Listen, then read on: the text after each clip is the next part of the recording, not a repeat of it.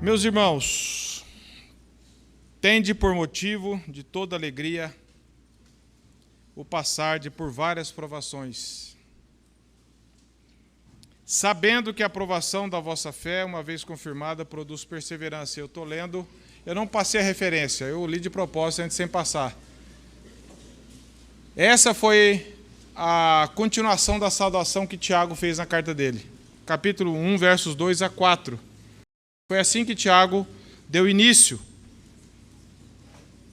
Esse é o texto que nós vamos falar. Queria ler com os irmãos primeiramente Tiago 1, versos 2 a 4. Diz assim: Meus irmãos, tende por motivo de toda alegria o passardes por várias provações, sabendo que a aprovação da vossa fé, uma vez confirmada, produz perseverança. Ora, a perseverança deve ter ação completa, para que sejais perfeitos e íntegros, em nada deficientes. Meus irmãos, a aflição faz parte, o sofrimento faz parte da vida cristã. Nós já lemos na palavra de Deus, o Noede trouxe aqui o texto de Romanos. A vida cristã, ela inclui, não é uma vida só de sofrimento, só de aflição, mas ela inclui. Se nós formos enumerar aqui, cada um de nós teremos várias razões para falar, para confirmar isso. Naturalmente, meus irmãos, quem de nós é capaz de se alegrar na provação, na tribulação, no sofrimento? Nós temos dificuldades em nos alegrar quando as coisas vão bem, é ou não é? A gente murmura de barriga cheia, esse é o ditado, né? A gente tem coisas e estamos reclamando porque não temos aquilo que nós sonhamos. O nosso coração é murmurador, não precisa nem ter aprovação para a gente reclamar. Nós precisamos descobrir o que Paulo aprendeu, né? Aprender o que Paulo aprendeu é estar contente em toda e qualquer situação. Porque não é fácil estar contente quando você também está na posição boa. É fácil você ser arrogante, contente não. E Paulo aprendeu. E quem que ensinou ele? Foi Deus.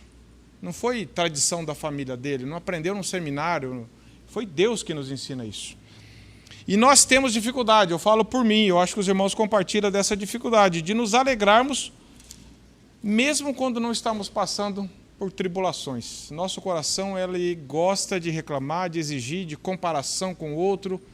Eu não tenho, por que o outro tem? Eu estou com um probleminha de saúde, por que eu estou, por que o outro não está? E a gente vai se comparando ao ponto de nós chegarmos ao ponto, meus irmãos, de compararmos a nossa vida com a dos ímpios.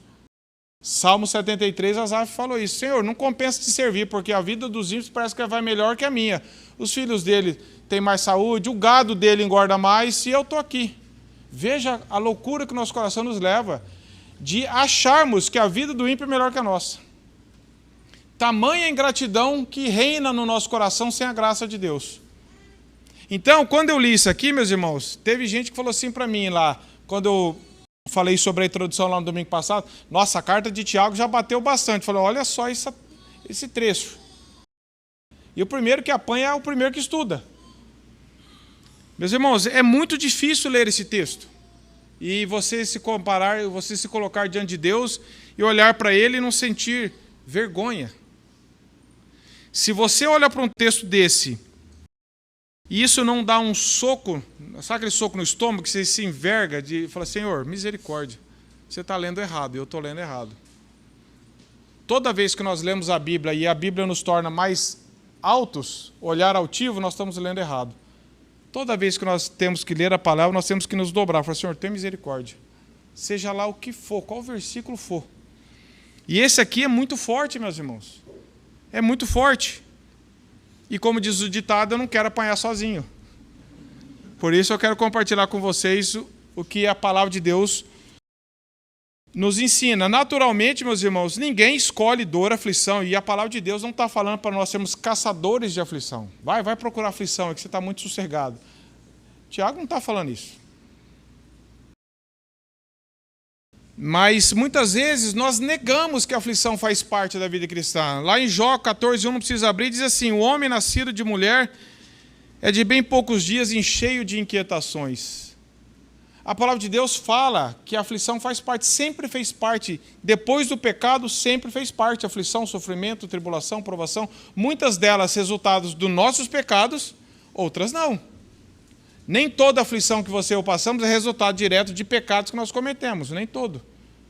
Você lembra da história do cego de nascença? Que falou, quem foi que pecou para que ele nascesse cego? Jesus falou, não, nem ele, nem os pais dele. Foi para que se manifestasse a glória de Deus. Então, há sempre aqueles conselheiros de Jó, falam, você está sofrendo porque você fez algum pecado ontem. Às vezes é algum pecado, nós colhemos, mas às vezes não. O pecado existe no mundo, e nós estamos no mundo caído, onde o sofrimento e a aflição faz parte. E nós estamos inseridos nele. Jesus nunca negou isso para nós. Talvez você participou de alguma igreja, está ouvindo alguém pregar, e esse está te enganando, está falando que crente não sofre. Crente não passa por provação. Crente é aquele que só vai para frente. Crente é aquele que não pode ter problema. Jesus disse em João 16:33 que no mundo tereis aflições, mas não parou por aí. Mas tem de bom ânimo. Eu venci o mundo. Ou seja, olha para mim, creia em mim. Então, se na sua teologia a aflição não cabe, você está sendo enganado. Você está totalmente fora das Escrituras. Paulo mesmo disse que nós somos atribulados, perseguidos, mas também não somos desamparados. O cristão é aquele que sofre, é perseguido, mas ele não é desamparado por Deus. Está lá em 2 Coríntios 4, 8 e 9. O sofrimento é, sem dúvida, meus irmãos, podemos chamar de o calcanhar de Aquiles na teologia de muitas pessoas, de muitos pastores, que nem Danilo pregou sobre os falsos mestres, e de muitos cristãos. Parece que não encaixa teologia com sofrimento. E parece que fica um quebra-cabeça ali sem essa peça que não dá para encaixar. E sempre é um ponto de discórdia, até mesmo de rejeição. Há muitos cristãos, e eu uma vez, eu estava diante de uma família, não é daqui, e a mulher pediu para que eu orasse pela mãe dela, que estava com enfermidade. E ela falou assim para mim, pastor, ora pela minha mãe, porque lá diz que Jesus levou sobre si todas as nossas enfermidades, ela não pode ficar doente. Essa é uma teologia errada. Na cabeça dela, ela estava achando, Jesus levou a enfermidade, eu não posso ficar doente, crente não fica doente. Aí antes de orar, eu preguei e orei certo. Eu não sei se ela aceitou, se ela falou amém. Mas a gente tem que corrigir, porque a ideia das pessoas está errada. E eles dizem assim, nós somos mais que vencedores. Deus não te chamou para sofrer. Claro, o propósito de Deus não é ficar te castigando, ficar te cutucando. Você está muito quieto, deixa eu fazer você sofrer. Qual o pai que tem prazer de fazer isso num filho? Se Deus é um pai perfeito e amoroso, você acha que ele tem prazer de, do nada, sem finalidade, ficar nos dando tribulação, aprovação? Claro que não, meus irmãos. Mas ela faz parte. Agora, tem dois grupos extremos. Tem um grupo que nega sofrimento. Crente não pode sofrer, crente não pode ficar desempregado, crente não pode passar nada. Ele nega, ele quer tapar o sol com a peneira. A realidade está aí, mas ele quer enganar você. E fala que se você está doente, a culpa é sua, que você não tem fé. Ainda joga no seu colo a bronca. E tem outros que não. Outros são aqueles ascetas, né? Não, crente tem que sofrer. Mas é o sofrimento que é a espiritualidade. Então, o cara tem que sofrer, tem que andar com ar sofrido, todo dia ele tem que falar que está sofrendo, todo dia ele tem que falar que está difícil, para falar, nossa, esse irmão está sendo purificado. Ele está com a teologia errada também, que ele acha que sempre tem que sofrer. Que você ter um prazer em Deus ou gozar, às vezes, de tempos de bonança, é errado. A pessoa fica culpada na mente dela porque ela não está sofrendo. Então, a palavra de Deus vai nos trazer esse equilíbrio, que sobre a perspectiva da soberania de Deus, meus irmãos, todos os tipos de dificuldades e adversidades são reais e nós devemos esperar por elas, porque Jesus disse que elas virão. Jesus disse que elas virão. Mas John MacArthur diz assim, se você quiser ler um pouco sobre isso, um livro dele, O Poder do Sofrimento. Ele diz assim: portanto, observamos que, sob a perspectiva da soberania de Deus, todos os tipos de dificuldades e adversidades são reais e devem ser esperados na vida do crente genuíno. Uma razão primária, porque muitos cristãos hoje passam por tempos difíceis, é que eles não querem aceitar o papel que o sofrimento desempenha nas suas vidas, ou na vida de seus amigos ou entes queridos. Por isso, não conseguem entender e aceitar a realidade da soberania de Deus. Muitos também não conseguem ver a adversidade segundo a perspectiva divina. Eles não conseguem ver efeitos positivos, fortalecedores e perfeitos provenientes das provações. Estas, aliás, foram designadas para produzir fé na vida dos crentes. Então, a questão é, não tem como eu negar.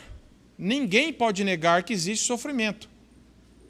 Em sã consciência, ninguém nega. O que a gente faz com isso? Eu vou fingir que não existe? Eu vou falar que, é assim mesmo, não tem finalidade, é assim mesmo, a vida é assim mesmo. O que a Bíblia nos ensina a pensar sobre ele? Tiago tem em mente aqui pessoas, os judeus que tinham se convertido, que estavam passando por várias tribulações, provações. Várias. Perseguições, pobreza. Na carta você vê que os pobres estavam sendo muito massacrados pelos ricos, indo aos tribunais. Problema de viuvez, das viúvas que não tinham amparo. Problema entre irmãos. Tinha muitos problemas que eles estavam enfrentando. Mas Tiago começa a falar de provação, chamando de meus irmãos. Você nunca pode pular essa introdução. É uma forma carinhosa de falar, meus irmãos, Deus não nos abandonou. O sofrimento faz parte da vida da igreja. Meus irmãos, ele diz isso no verso 1, 2, no 2, 1, 14 e vários outros textos. E alguns textos, como em 1, 16, 19, 2, 5, ele chega a dizer, meus amados irmãos. Para falar de tribulação, de provação, ele dá essa palavra de consolo. Tiago já mostra que eles são irmãos e que nunca pode ser perdido de vista o fato deles serem filhos de Deus. É isso que ele está dizendo. Veja, antes de falar da provação, ele dá uma base. Nós somos irmãos. Deus nos fez filhos dele. E aí ele vai falar de provação. Nós nunca podemos perder de vista, meus irmãos, o nosso laço em Cristo como irmãos, porque isso nos fortalece a passar pelas diversidades, pelas aflições, mas e muito pior quando nós estamos passando por elas. E também nós entendemos que o fato de serem feitos filhos de Deus, Tiago já está falando. Tiago não está falando só, será que nós somos irmãos? Porque nós estamos passando por provação. Ele não está colocando isso em dúvida. Pera lá, irmão, será que nós somos mesmo crente? Será que Deus nos salvou? Porque nós estamos passando. Ele não fala, ele fala, meus irmãos. Ou seja, ele, na teologia bíblica, na teologia de Tiago, que é a teologia bíblica, não tem conflito entre essas informações, entre essas verdades. Sim, nós somos irmãos, sim, nós estamos passando por dificuldades, sim, nós temos problemas. É isso que ele está ensinando. Tiago nunca duvida da filiação por causa da aflição. Nunca duvida. Jesus disse isso, eu falei, lá em Atos 14, 22 também. Olha só o que nós lemos lá em Atos 14, 22, meus irmãos. 21 diz assim, e tendo anunciado o evangelho naquela cidade e feito muitos discípulos, voltaram para Listra e Icônio e Antioquia, fortalecendo a alma dos discípulos, exortando-os a permanecer firmes na fé e mostrando que através de muitas tribulações nos importa entrar no reino de Deus. Quando Deus converteu Saulo, ele falou assim, eu vou mostrar para esse homem o que importa sofrer pelo meu nome. Então, se você está tendo um conflito nisso, na sua cabeça que crente não sofre, você precisa voltar para a palavra. Porque a Bíblia nunca nos deixou em dúvida. Se você ler a vida de Daniel, Sadraque, Mesaque, Abdinego, você lê a vida de José, de Moisés, de Paulo, de Davi, de qualquer um deles, dos heróis da fé, você vai ver que todos eles sofreram pelo Evangelho. E agora Tiago fala assim, tudo bem, a questão não é só falar que o crente sofre, a questão não é só falar que existe sofrimento, aflição, provação, a questão é como que nós enfrentamos isso, como que nós aceitamos isso, essa que é a dificuldade, porque não tem como negar que existe. Agora, diante dessa realidade, como que eu e você nos comportamos? E o ponto de Tiago é esse. Tiago só não está querendo mostrar que tem. Ele está falando assim, como que nós devemos nos comportar? Pela graça de Deus. Tiago fala, Olha só, meus irmãos, tende por motivo de toda. Observe essa palavra, toda alegria. Você fala, mas como assim, irmão? Você imagina que você vai aconselhar alguém que está passando por dificuldade, por provação. Você fala, irmão, tende por todo motivo de alegria, você está passando por... É isso que o Tiago está falando para a gente.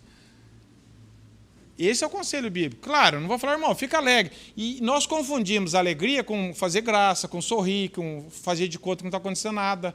Nós vamos ver que não é essa atitude. A alegria não está querendo dizer de um sorriso largo no rosto, ou você está com um espírito brincalhão no meio de uma tribulação. Quem aqui já esteve diante de um falecimento de alguém querido, você vai ver que não tem razão nenhuma para você estar rindo. Ou diante de alguém que está sofrendo de uma doença séria, não tem motivo para você estar rindo ou fazer piada. Não é essa a alegria que o Tiago está falando. É você ter lá no coração, você saber que aquilo vai produzir benefícios que Deus vai tratar. É isso que nós vamos chegar lá, se Deus quiser e o tempo ajudar.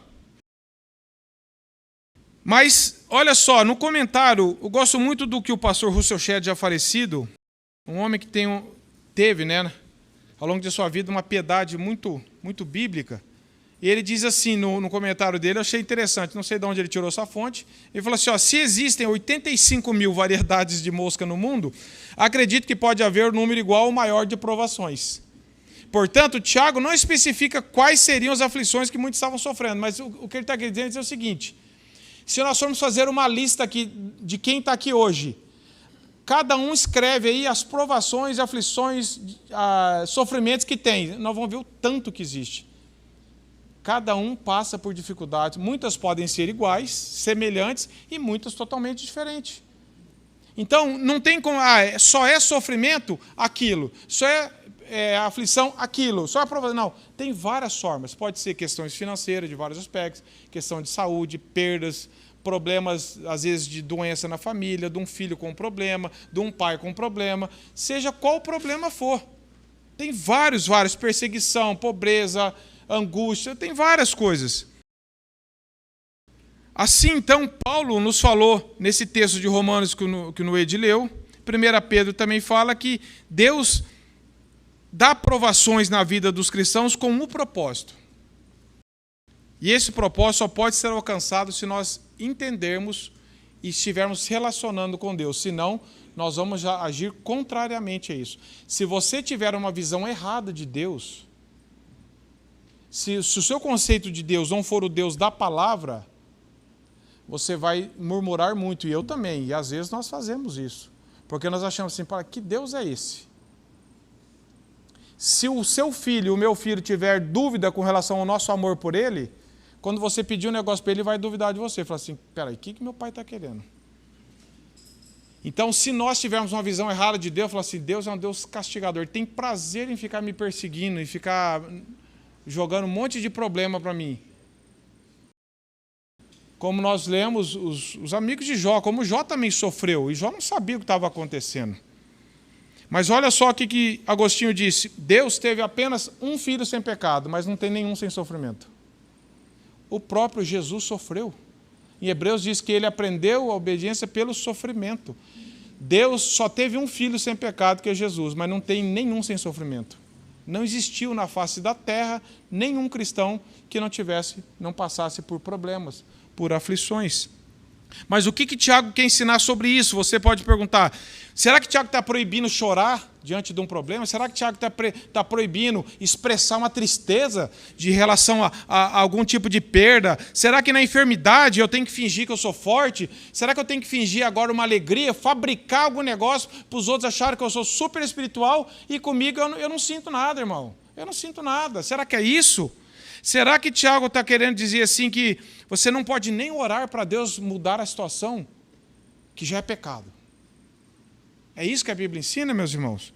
Seria essa alegria, toda alegria seria ficar sorrindo, seria estar desmerecendo o sofrimento? Não, isso aí não é nada não, isso aí não é nada não.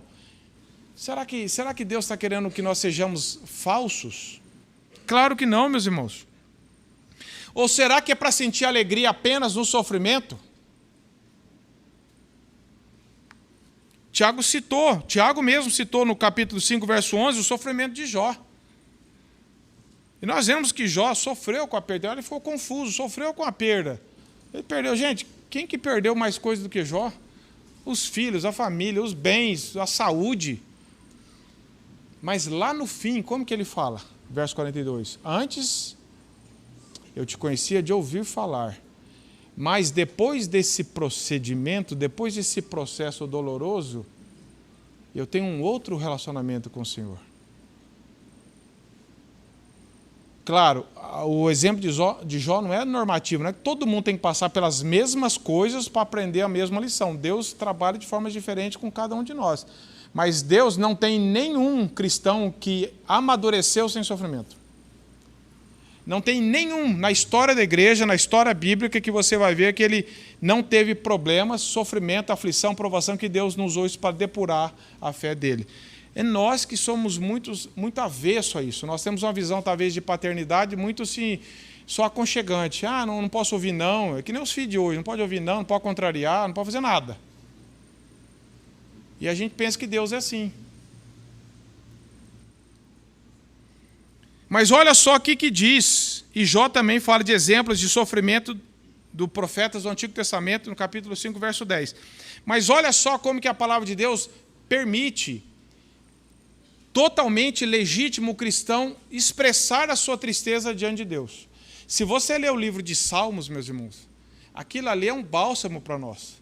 Você vai ver os cristãos ali, Deus permitindo que eles expressassem a dor, a angústia, a tristeza, a alegria. Chegam a falar, Senhor, o Senhor esqueceu de mim? Sem estar pecando com isso. No Salmo 119, que eu estou estudando com os irmãos lá de Jataizinho, e quero um dia estudar com a igreja, porque é muito rico. No verso 25 ele diz assim, a minha alma está apegada ao pó.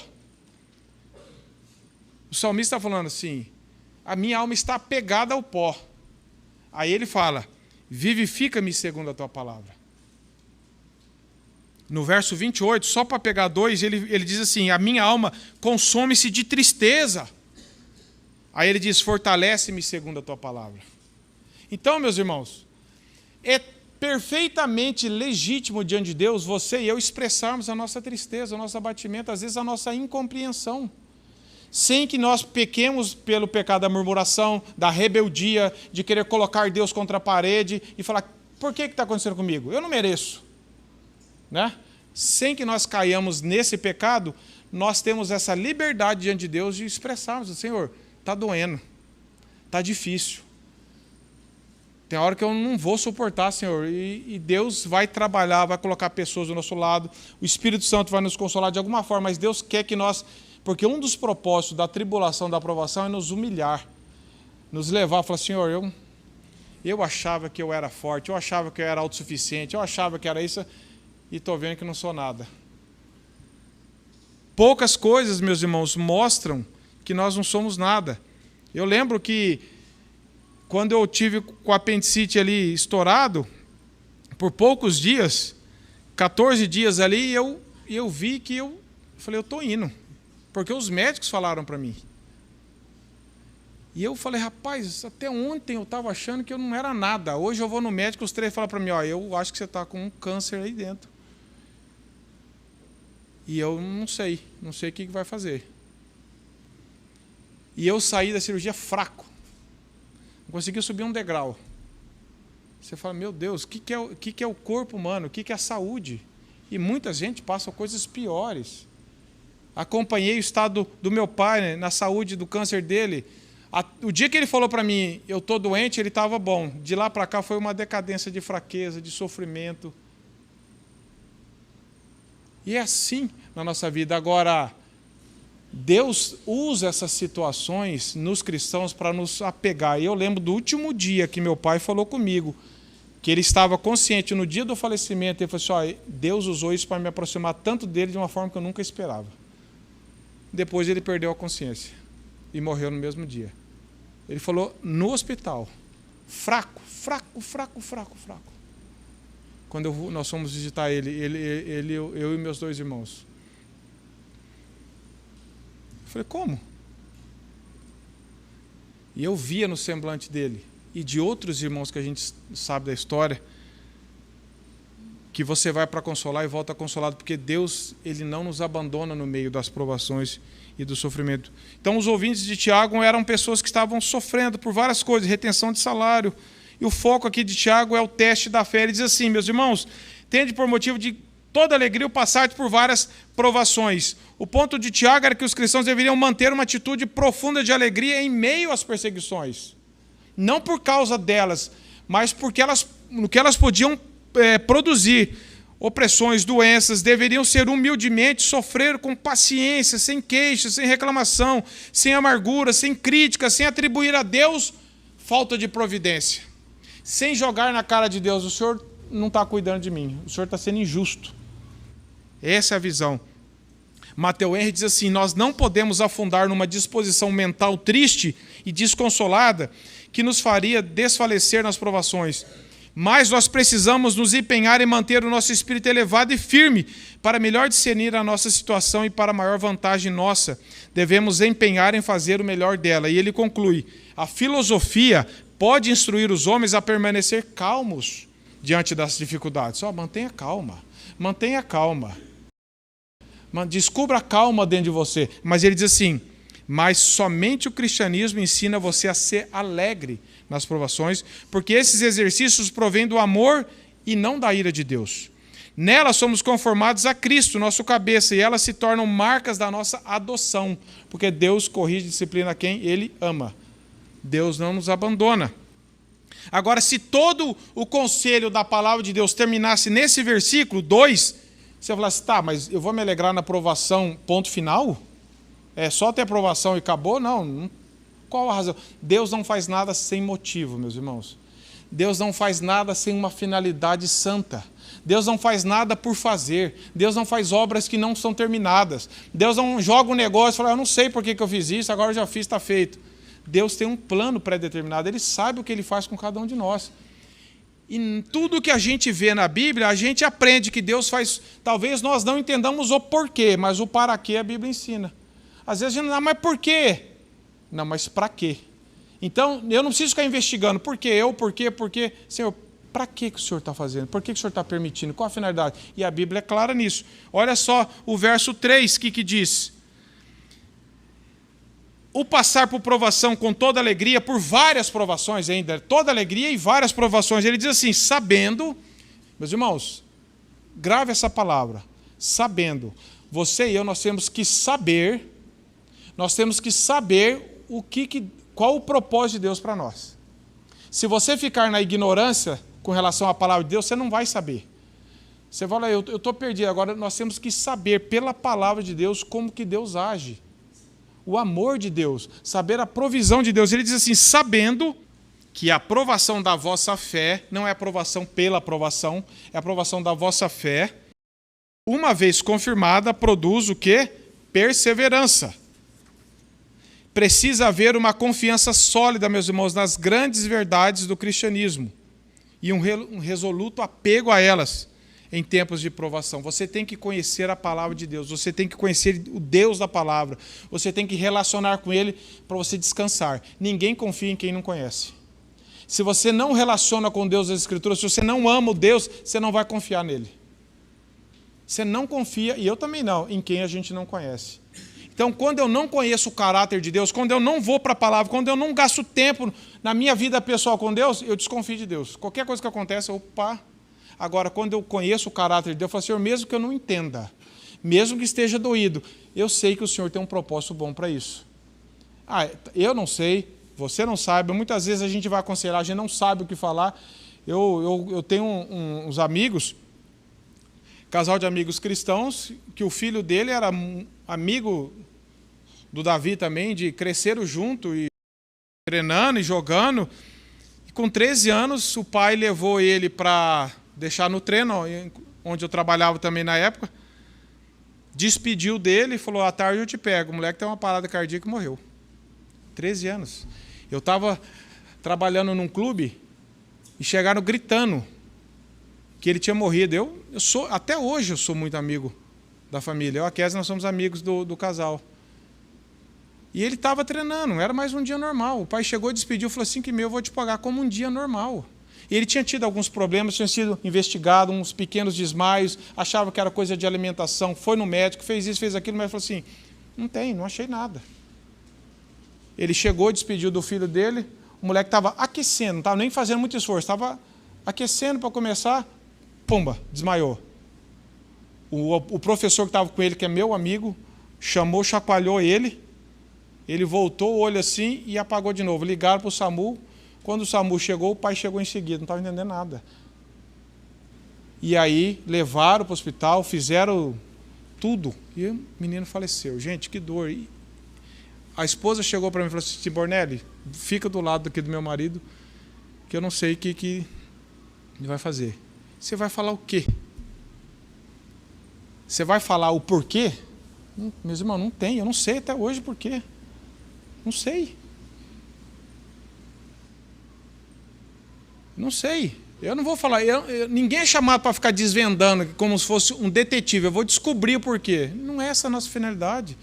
Eu tenho que falar da palavra. Eu tenho que falar assim, eu também não estou entendendo o que está acontecendo. Mas se nós fugirmos da palavra de Deus, vai piorar a situação.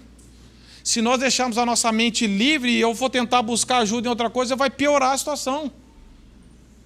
E até hoje, às vezes a gente encontra, conversa, chora e a gente lembra e não sei por quê. Perdi um outro amigo também há muitos anos com um acidente de arma, limpando. E daí? Os irmãos também têm várias coisas para falar. Só estou dando exemplo, tem coisa que não tem explicação. Então nós não somos chamados a ficar desvendando, cavucando. Vamos ver, tem coisa que não dá, meus irmãos. Mas de alguma forma, Deus age. O sofrimento em si é um fruto amargo de engolir. Mas o benefício que ele traz é doce. Às vezes ele é difícil.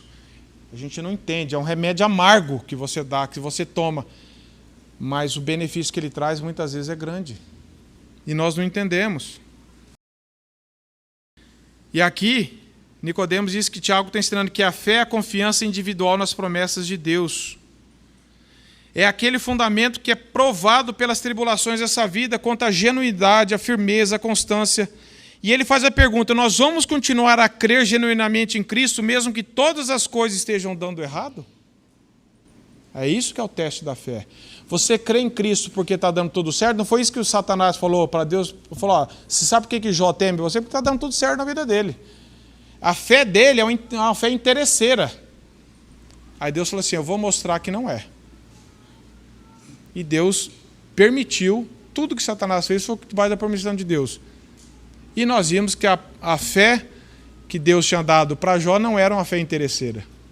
Passou por dificuldade, mas lá no final o que ele fala? Nenhum dos seus planos pode ser frustrado. Antes eu te conhecia. Esse é um teste da fé. Quando Deus pediu o filho da promessa para Abraão, Isaac, que era o filho da promessa, de repente Deus falou assim, Abraão, sacrifica o teu filho. O que era isso? Provação, teste da fé. Deus não queria Isaac, Deus queria o coração mais de Abraão. Deus queria falar assim, deixa eu ver se Abraão realmente crê em mim, se ele me ama mais do que tudo. O portador da fé genuína, meus irmãos, se aproxima de Cristo não pelo que Deus pode dar ou pela recompensa, mas pelo que Ele é. Meus irmãos, é só Deus pode fazer isso no meu e no seu coração, meus irmãos. Porque todos nós vamos tentar barganhar com Deus, negociar de alguma forma, ver o que eu vou ganhar nisso.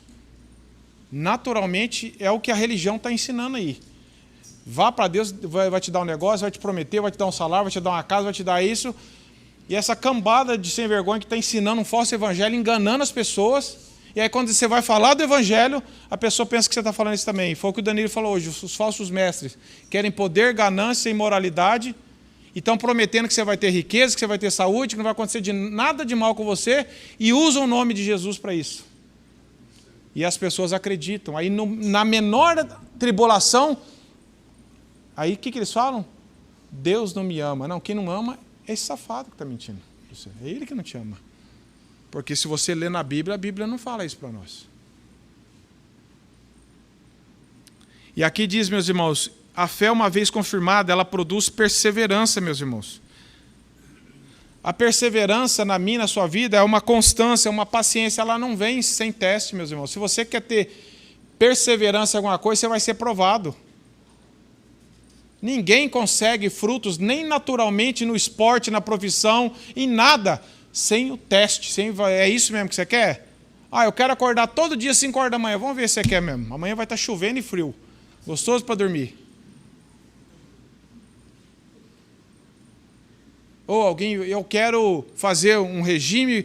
Eu lembro, meus irmãos, que uma vez eu li uma reportagem do aquele nadador César Cielo, quando estava lá no Olimpíada, ele queria quebrar um recorde. Ele falou assim, eu mudei da minha cidade para treinar numa cidadezinha pequena, que ninguém me conhecia, para não receber nenhum convite para churrasco, para nada, porque eu não posso. Eu tenho que treinar o dia inteiro, dormir cedo, acordar cedo, e tenho que ter uma dieta. E se eu ficar no meu ambiente, todo mundo vai me convidar para tudo, e eu não vou conseguir.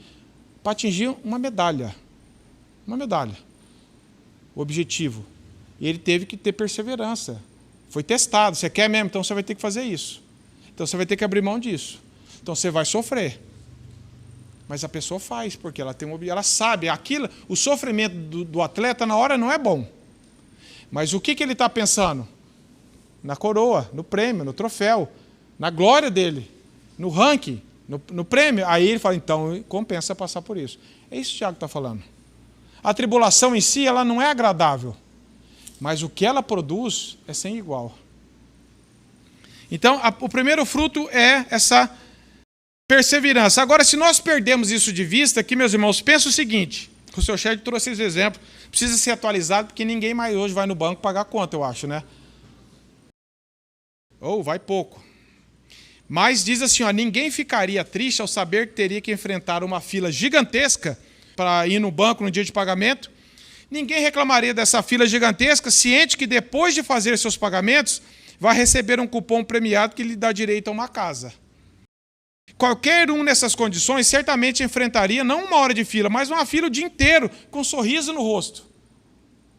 E ele diz assim, da mesma forma, nós exercitamos a alegria no processo do teste da convicção que o resultado final possui, até o processo, por mais doloroso que seja, porque são instrumentos de Deus para produzir uma fé perseverante e também a nossa aprovação. Ele está falando o seguinte, se você tiver em mente o resultado, você enfrenta. Se você olhar para a promessa de Deus, Deus vai te dar força para caminhar. Se você olhar só para as circunstâncias, você vai falar assim, não compensa. Mas se você olhar para frente, é um exemplo aqui que ele deu, eu achei tão simples e fantástico. Eu falei assim, você fica o dia inteiro numa fila? Eu falei, eu não. E se a hora que chegar a tua vez você ganhar um negócio? Eu fico. Você fica no sol, na chuva, você faz qualquer coisa. Imagine você entrando num avião novinho em folha, tirado de fábrica, mas que nunca foi testado.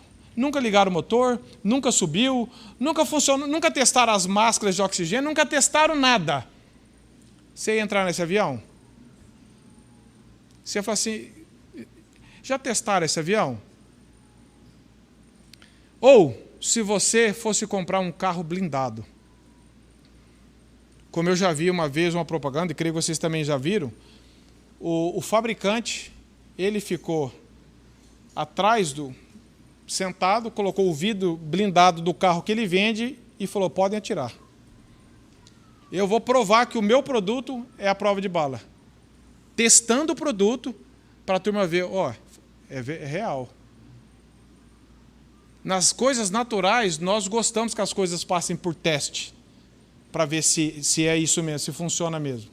Aí chega na vida cristã, Deus envia aprovação para testar se a nossa fé é bíblica, a gente reclama. Porque a nossa visão está distorcida. Deus está querendo mostrar, não para Ele, porque Ele sabe, meus irmãos. Ele está querendo produzir nossa perseverança e está querendo mostrar. Vamos ver se a tua fé mesmo é uma fé interesseira, é uma fé especulativa, que só gosta de estudar sobre Deus, ou se é uma fé temporal, que quando está na crise você corre para Deus, resolveu, você corre para fora.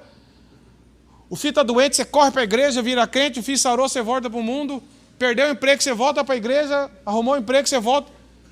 Essa é a fé temporal. O cara volta de um acampamento, nossa. Ele quer mudar o mundo. Na segunda-feira ele está amando o mundo. Ou algum interesse, ou fé histórica. Eu cresci numa família que lá de trás tinha fé histórica, meu avô era isso, meu tataravô era aquilo, eu tenho uma fé histórica, mas não crê. Aí Deus está falando assim, vamos ver se é isso mesmo. Se você que diz que crê, vamos ver na hora. Agora, qual de nós pode falar, Senhor, manda o teste aí que eu me garanto? Não é nesse sentido. É que quando a fé é genuína, Deus vai dar graça para nós suportarmos. E quando ela não é, vai ficar evidente. Eu achei que esse vidro era blindado. Não é, porque o tiro passou. Opa. Eu achei que esse avião, por estar novinho, era bom, mas não passou no teste. Foi isso que Deus fez com o povo de Israel, meus irmãos. E eles murmuraram. A fé testada de Abraão também. E o verso 4 diz assim, meus irmãos. Ora, a perseverança deve ter ação completa para que sejais perfeitos e íntegros em nada deficientes. Ou seja, a perseverança não é o produto final, não é o resultado final do processo. Os judeus cristãos deviam permitir que a perseverança fosse plena e completamente produzida neles, por meio de provações, Augusto Nicodemos diz. Eles não deveriam desistir e desanimar em meio às tribulações que enfrentavam, mas suportar com perseverança para que fosse plenamente aperfeiçoado nelas. Ou seja, o que Tiago está ensinando aqui não é perseverar um pouquinho. Sabe o cara que treina para fazer uma maratona, corre 5 quilômetros e para? Fala, eu me inscrevi na maratona, mas você correu não, corri só 3 quilômetros. Não perseverou. Eu resisti um pouco, mas depois eu vi que não ia passar, não falei, Deus está de brincadeira comigo, eu não quero. E muitas pessoas se afastam do Evangelho, se afastam da comunhão com Deus, porque elas até admitem, mas tem que ser rápido, Senhor. Tem que ser assim, uma aprovação relâmpago. E, meus irmãos, naturalmente, nem aprovação relâmpago nós queremos. Mas o que Deus tem um propósito, meus irmãos. E a perseverança, meus irmãos, que está falando assim, a perseverança deve ter ação completa, ou seja, ela deve gerar o resultado final. Não é só ficar na perseverança. E qual é o resultado? Para que sejais perfeitos e íntegros. Perfeitos aqui, meus irmãos, não é sem pecado. Claro. É só você ler a Bíblia. A teologia bíblica, a analogia bíblica, você não pode contrariar a Bíblia com a Bíblia. Está falando de você ser maduro, amadurecido, cada vez mais parecido com Cristo. Perfeição, Jesus mesmo falou em Mateus 5,48, ele fala lá no texto, sede perfeitos como perfeito é o vosso Pai que está no céu. Sabe que ele está falando de perfeição para você nunca mais pecar? Não existe isso aqui nessa vida. Mas está falando de amadurecimento, você cada vez mais ter o caráter transformado, como Paulo fala em Romanos 8, 28, 29. Cada vez mais as coisas vão contribuindo para o bem e o nosso caráter vai sendo moldado, a nossa fé vai sendo depurada como o ouro é depurado no fogo e nós vamos cada dia mais tendo um caráter mais amadurecido. E olha só 2 versículos do Salmo 119 que eu quero ler para os irmãos, para vocês verem um dos benefícios da aflição. Salmo 119, verso 67, o salmista diz assim, antes de ser afligido, eu andava errado. Mas agora guarda a tua palavra. Meus irmãos, olha o que o salmista está falando. Antes de ser afligido, eu achava que estava tudo bem comigo. Eu achava que eu amava a Deus, eu achava que eu era certinho, eu achava tudo. Eu era o cara. Antes era afligido. Agora eu aprendi, com a aflição, eu aprendi o quê? Guardar mais a tua palavra, temer mais o Senhor, depender mais do Senhor. Então nós vemos aqui o antes e o depois. Antes de ser afligido, eu era de um jeito. A aflição, quando Deus envia e trabalha o caráter em nós, agora eu aprendi. E o verso 71, ele diz assim, foi-me bom ter sido afligido. Para quê? Para que aprendesse os teus mandamentos. Veja a finalidade. Não é assim, foi bom eu passar por aflição porque é bom passar por aflição. Quem não gosta de passar por aflição? Não é nesse sentido. Ou então ali eu vi que eu sou casca grossa mesmo. Não é nesse sentido. As 2 finalidades da aflição levaram o salmista mais próximo de Deus. Vocês perceberam? A do 67 ele diz, eu andava errado, mas agora eu guardo a tua palavra. E no 71, foi bom eu ter sido afligido, por quê? Porque agora eu aprendi mais a tua palavra, eu aprendi a confiar mais no Senhor. Isso é verdade na sua e na minha vida também. Mas nós não queremos, mesmo assim nós relutamos. Nós queremos crescer sem dor, sem problema, sem aflição, sem nada. E às vezes Deus permite um tempo assim, mas a aflição vem. E quando ela vem, nós precisamos falar, Senhor, me ensina, porque o objetivo do cristão, meus irmãos, não é só passar pela aflição, é sair dela mais maduro. Não é passar pela aflição como sendo assim, eu atravessei aquele rio ali, mas todo do mesmo jeito. É você passar por ela, como ele falou assim, antes eu andava errado, agora eu guardo mais a tua palavra. Foi bom ter sido aprendido que eu aprendi mais do teu mandamento. Nós temos que ser mais amadurecidos, mais quebrantados, mais humildes, mais apegados ao Senhor, menos arraigados nesse mundo. Dos objetivos da aprovação, só que falar assim, esse mundo não é tudo. Existe uma pátria celestial onde não vai ter dor, nem sofrimento, nem nada. Para de ficar colocando todas as suas esperanças nesse mundo. Porque Paulo fala em Gálatas 1,4 que um dos objetivos da morte de Deus foi nos desarraigar desse mundo perverso, tirar a raiz. Cada dia mais tirar a esperança desse mundo, energia desse mundo, alegria desse mundo e colocá-la no céu, onde não vai ter mais nada, de dor, de nada. John Piper diz assim, nenhum dos meus sofrimentos se assemelha aos que Cristo sofreu por mim. Ai de mim se eu reclamar. Ele olha para a cruz e fala, Senhor, como aquela história que uma vez ouvi, quando um dia Deus vai pedir um testemunho de alguém e fala assim, fala o seu. Fala, Senhor, lá na minha casa tinha uma goteira muito grande, eu sofria demais, que de vez em quando entrava um pouquinho de água. Ele falou, agora senta o próximo, vem Noé. Fala um pouquinho aí de inundação. Então assim, quando nós olhamos para a cruz, eu olho para o meu sofrimento, eu não vou negar meu sofrimento, ou negar o sofrimento dos outros. Não é negar. Mas é diante do sofrimento de Cristo, o que ele sofreu por mim, e ele não tinha culpa, e ele não tinha pecado, e ele sofreu o maior sofrimento. E o maior sofrimento não foi o físico, porque outras pessoas também foram crucificadas. Embora a crucificação é uma dor inimaginável, mas o maior sofrimento dele foi o desamparo. Quando ele fala no Salmo 22, Deus meu, porque foi carregar sobre ele os nossos pecados. E quando nós olhamos para o nosso sofrimento, eu começo a reclamar. É claro que o meu coração vai querer reclamar, mas eu tenho que falar, opa, sossega.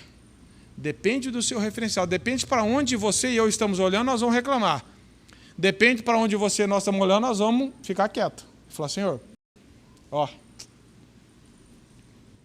John MacArthur diz assim, intimidade com Jesus envolve sofrimento, obediência e muita oração, conhecimento da Bíblia e uma vida de fé. Nicodemos diz assim, Deus permite o sofrimento na vida de seus filhos para que eles se lembrem que o céu não é aqui. Nós somos cidadãos celestiais. E ele diz, para que sejais perfeitos e íntegros. Perfeitos aqui, meus irmãos, já falei, é maturidade, é constância, é maturidade, é você ter um caráter cada vez mais controlado pelo Senhor. Ao ponto de, no capítulo 3, ele vai falar assim, que o homem perfeito domina a língua. É você estar cada vez com um caráter mais parecido com o de Cristo. Paulo também falou isso em Colossenses 28. Nós proclamamos, advertindo e ensinando a cada um com toda a sabedoria para que apresentemos todo homem perfeito a Cristo. Claro, a perfeição aqui é impossível do ponto de vista literal da palavra, mas o objetivo de Deus é nos amadurecendo e cada vez mais nós sermos parecidos com Jesus. Não é ser melhor do que eu era ontem, é ser mais parecido com Jesus do que eu era ontem. O objetivo não é eu me superar. Eu estou melhor do que eu era ontem. É eu estar mais parecido com Jesus do que é diferente. É diferente. Então, nós vemos aqui que a sabedoria, a maturidade não vem só com a idade, meus irmãos. Tem muito idoso, imoral, infantil na fé e tudo, por mundo afora. Maturidade aqui não é só que vem com a idade. Se você ler o Salmo 119, dos versos 97 a 102, eu só vou ler rapidamente por causa do tempo. Salmo 119, 97 a 102, ele diz assim, que o amor, ele fala no 97, ele fala assim, quanto ama a tua lei, eu medito nela todo dia. No 98, ele diz que a meditação na palavra de Deus produz nele sabedoria. O 99 diz que ele compreende mais que os inimigos dele. O verso 100 diz que ele tem mais prudência do que os idosos. O verso 101, santidade. O verso 102, piedade. Meditação na palavra de Deus. O salmista diz assim, eu tenho mais prudência do que os idosos. Eu tenho mais conhecimento do que eles. Não é porque eu tenho, é porque eu medito na tua palavra. A tua palavra me instrui, me amadurece. Eu estou crescendo no relacionamento com o Senhor. Então, maturidade não é só pela idade. É óbvio, se a pessoa tem andado com Deus, quanto mais idoso, mais maduro. Mas não ouse achar alguém que é maduro só pela idade natural. E o terceiro aspecto é a integridade, ou seja, fala de ser irrepreensível, sem lacunas, sem rachaduras no caráter. Eu venho de uma cidade maravilhosa chamada Maringá. Alguém conhece? Danilo conhece. E lá é uma cidade conhecida por muita gente boa. Não, estou brincando. Por muitas árvores. Só que tem muitos problemas. Muita queda de árvore. E a prefeitura gasta muito dinheiro com árvore que cai em carro quando tem temporal. Sabe o que acontece? As árvores, elas estão velhas, mas por fora elas têm um tronco forte. Só que por dentro elas estão ocas. Então bate um vento, chuva, pesa, elas caem. É mais ou menos isso que está falando. A integridade não é você ter uma aparência, é você não ter rachaduras e um oco dentro de você, uma lacuna. Que na pequena provação, na pequena adversidade, você tomba. Fala, nossa, parecia tão forte, parecia tão crente. Pegou uma gripe e saiu, sumiu da igreja. Então, é isso que está falando. A integridade fala de um caráter mais firme em Deus. Vai sofrer? Vai. Vai chorar? Vai. Vai desanimar? Tem hora? Vai. Vai precisar ser consolado, abraçado, andado junto? Vai. Não é super-homem. Mas lá no fundo, Deus está moldando um caráter que fala assim, apesar de tudo isso, eu não sei como explicar, eu continuo crendo. É isso que a pessoa vai falar, eu continuo crendo. É graça de Deus, não é mérito do homem. Então, essa é a intenção das provações. A vida cristã está repleta de dificuldades. E esses testes são para nos destruir a nossa soberba, o nosso orgulho. Destruir aquela coisa que nós vamos construindo, aquele castelo de areia, de impressionar pela espiritualidade. Aí você chega para o irmão, você está bom, irmão? Não, está tudo bem. Ele tem dificuldade de admitir que ele está sofrendo, porque ele acha que é falta de espiritualidade. Ou então ele acha que vai estar pecando. Fala, não, mas eu tenho passado por um problema. Isso não é murmurar. Mas eu queria que você orasse comigo. Você pode conversar comigo? A gente pode caminhar junto? Eu tenho passado por dificuldade. Eu sei que Deus está trabalhando em algumas áreas aqui da minha vida, mas eu preciso de graça, eu preciso de um ombro amigo, porque, meus irmãos, já disse um autor de um livro, eu não me lembro agora, para não errar o nome, nós precisamos de Deus para amar as pessoas, e Deus nos faz precisar das pessoas para continuar amando a Deus. Nós precisamos de relacionamentos, para Deus usa a vida da igreja para nos estimular às boas obras, a vida da igreja. Deus age em nós e Ele nos capacita a amar as pessoas. Ele usa a vida da igreja para nos ajudar a continuar amando Ele. No aconselhamento, no discipulado, na oração mútua. Se você for ver quantas mutualidades cristãs a Bíblia tem, orar uns pelos outros, carregar as cargas uns dos outros, amar uns aos outros, perdoar os outros, é tudo mutualidade. Para que gere essa dependência nossa, nós não podemos nos isolar. A primeira característica que nós temos ao passar por provação, sofrimento, é isolar. É nos fechar. E o medo, meus irmãos, o medo, a murmuração, a aflição é igual o fungo, ela cresce no escuro. Quanto mais você se fecha, mais isso cresce. Por isso que Deus fala para nós abrirmos o nosso coração. A luz de Deus entra, a verdade do Evangelho, e vai matando esses medos, vai controlando, vai gerando luz. Então, quando nós estivermos passando por dificuldades, às vezes a primeira atitude nossa é nos isolar, porque eu acho que só eu estou passando por isso. Só eu tenho problema, ninguém tem nada a ver com a minha vida, eu não quero perturbar os outros. Então deixa eu aguentar a bronca sozinho. Mas é a vida de corpo. Acho que foi John MacArthur que falou assim que, naquele livro dele, se não me engano, ele falou assim, uma das grandes benefícios na hora da aprovação é o discipulado. É você ter alguém perto de você. Não se isola. Não tenta vencer sozinho. Anda com alguém. Aprenda a orar junto. Aprenda a ler a palavra de Deus. Não é pedir solução. Irmão, explica para mim o que está acontecendo comigo. Eu não sei. Até hoje a gente conversa com esse casal. Fala, irmão, não sei. Mas eu quero estar junto com vocês. Vamos chorar junto? Vamos chorar de novo. Vamos ler a Bíblia, vamos tentar. Mas, e graças a Deus, Deus tem sustentado de alguma forma a vida deles. Quarto benefício, que está grudado com esse, é em nada deficientes.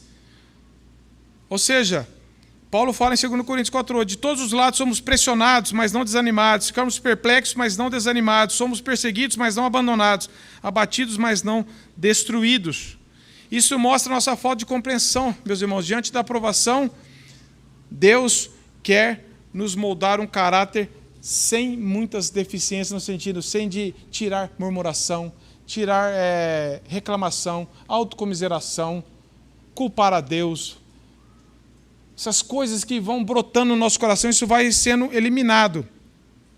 Diante da aprovação, nós podemos agir ou como incrédulos, murmurando, reclamando, como o povo de Israel fez, como nós fazemos muitas vezes, como eu faço muitas vezes, e eu creio que os irmãos também. Amém? Ninguém, só eu. Então só eu faço isso. Ou pela graça nós podemos reagir com alegria, mesmo sentindo medo, tristeza, mesmo passando por dificuldade. Como um irmão que Spurgeon evangelizou uma vez, ele estava no leito de morte, conta a história, Spurgeon foi falar do evangelho para ele, e ele falou assim: irmão, o evangelho que você pregou para mim e que Cristo me salvou é suficiente para me ter sustentado naquela época e agora no leito de morte. Eu estou em paz.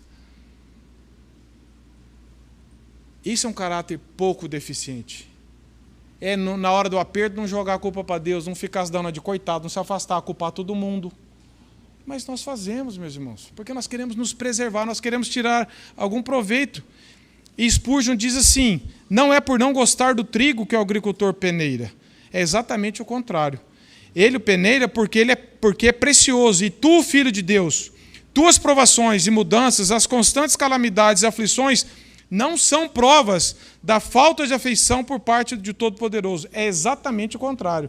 É porque Deus te ama, é porque Deus me ama, porque Ele está moldando o caráter do Filho dele em nós, que Ele permite que essas coisas aconteçam. E Ele está nos ensinando. O que nós aprendemos com isso, rapidamente? Aprendemos que crente sofre. Você sabia que crente sofre? Crente passa por dificuldade? Mas você sabia que crente nunca é abandonado por Deus também? Que o cristão tem o consolo de Deus. O autor de Hebreus fala lá em 13:5, jamais te deixarei, jamais te abandonarei. Mateus 28, estarei convosco todos os dias até a consumação do século. Que é a promessa mais confortadora do que essa? Naquele dia de profunda tristeza, quando você está se despedindo de alguém, quando você recebe um diagnóstico, você pode falar assim: de alguma forma, Deus está comigo, Ele prometeu, Ele não me desamparou. Senhor, é como você sair num dia nublado, você não pode falar que o sol não existe. Eu não estou vendo o sol. Eu não estou vendo, mas ele está lá. Às vezes tem dias nublados para nós, que nós não vemos, nós nos sentimos desamparados. E se eu ficar dando margem para a minha cabeça, meus irmãos, eu tenho que levar... Por isso que 2 Coríntios fala, levando o pensamento cativo à palavra de Deus. Eu tenho que ir para a palavra. Senhor, eu não estou sentindo, eu estou com dificuldade até de crer, porque nós lutamos com a incredulidade. Mas, Senhor, eu quero amarrar minha mente na Tua palavra. O Senhor prometeu e eu quero desfrutar um pouco disso. Nós nunca podemos achar que Deus nos abandonou, meus irmãos. Romanos 8,31 diz que nada pode nos separar do amor de Deus, nem morte, nem tribulação, nem perseguição, nem nada. Quando você e eu estamos passando por provação, por tribulação, lembre-se, nada separa você do amor de Deus. Se você creu pela graça em Cristo. Foi Jonathan Edwards e tantos outros pregavam com firmeza e legitimidade os sofrimentos da vida, meus irmãos. Eu não posso deixar de citar isso aqui. John Piper, no livro O Sorriso Escondido de Deus, ele diz assim: foram as aflições de John Bunyan que nos deram o peregrino. Foram as aflições de William Cowper que deram muitos hinos em inglês. Um deles, Deus se move de uma maneira misteriosa. Ele compôs muitos hinos quando passou por aflições. Foram as aflições do missionário David Brainerd que deram um diário publicado que tem mobilizado mais missionários do que qualquer outra obra semelhante. Foi após ele passar por várias tribulações que Deus permitiu que ele deixasse registro nisso aí. A fornalha do sofrimento produziu ouro e inspiração para muitas pessoas. E ele diz que existe uma certa ironia no fundo dessas aflições. O confinamento de Bunyan ensinou-lhe o caminho do peregrino e da liberdade cristã. A doença mental de Cowper que ele sofria produziu música doce na mente de almas atribuladas. A miséria abrasadora do isolamento e da doença de David Brainerd explodiu em missões mundiais, além de toda a imaginação.